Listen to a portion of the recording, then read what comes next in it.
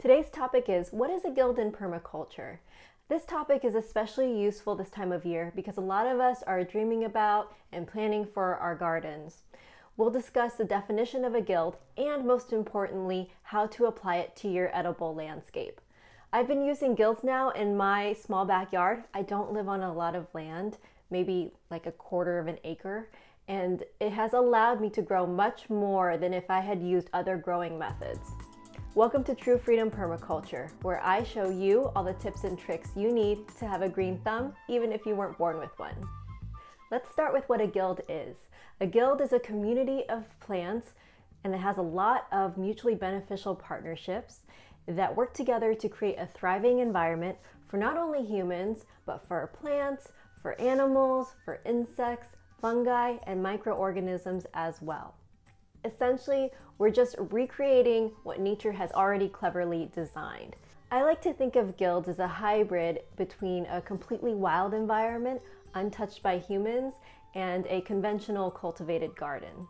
Perhaps the most common example of a guild is the Three Sisters Guild, which was developed by the Native Americans, and they were really onto something. This is a triad which is composed of corn, beans, and squash.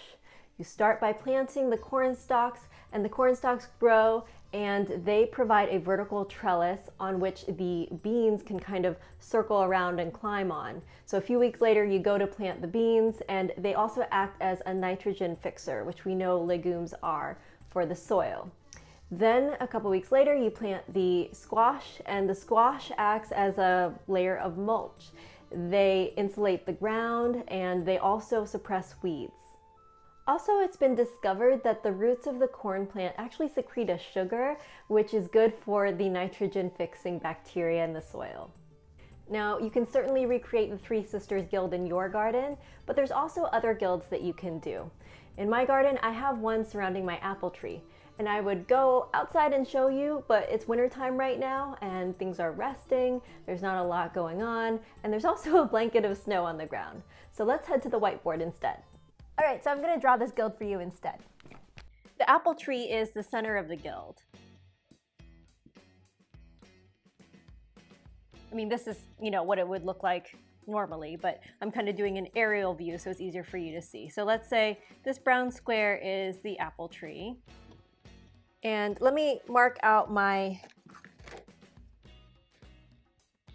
directions here. So this is north, south, west, and east.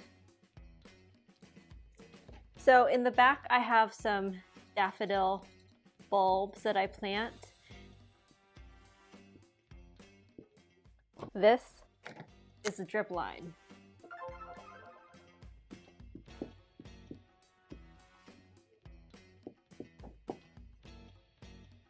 Now I have some garlic growing in the front half.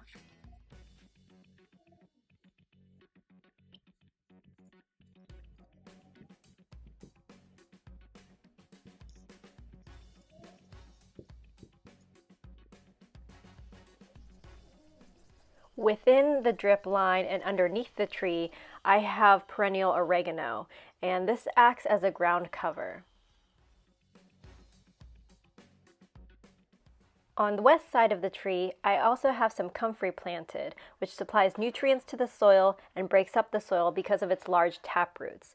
Its leaves are also a great source of mulch, and it encourages the worm population. Ta-da! So in my drawing, I didn't include animals and I didn't include insects, but in this vertical picture I did include a little bird because they do like to hang out on the trees. And something to think about too is in your guild, birds, well, they poop. And so, forgive me for my graphics, but they're going to poop, and poop is going to fertilize the ground beneath. So everything growing around the tree and underneath the tree is all going to get fertilized as well. Now this is a great concept for those of you that are short on time, so pretty much all of us. Guilds are self-sustaining, and this is great because you don't have to fertilize them as much because the elements in the bed provide food for one another. Also, you don't have to water them as much because there's usually some sort of mulch element because the ground doesn't naturally like to be bare. So in wild environments, you will usually see some sort of mulch layer, which is what we are trying to recreate in a guild as well. Now, I will say that guilds do take a little bit longer to establish, but once you have them up and running, they, like I mentioned, are self-sustaining. So that's why I like to use a lot of, what is the word I'm trying to think of? Perennials. Aha. I like to use a lot of perennials in these guilds so that way, once I have it going, it'll come back year after year. As I mentioned earlier, I don't have a huge backyard, so the idea of layering and stacking elements one on top of the other really allows me to grow a lot more than I would if I did a traditional garden bed where I have like row after row of the same crop, a monoculture crop. Now the really fantastic thing is that you can design your own guilds too.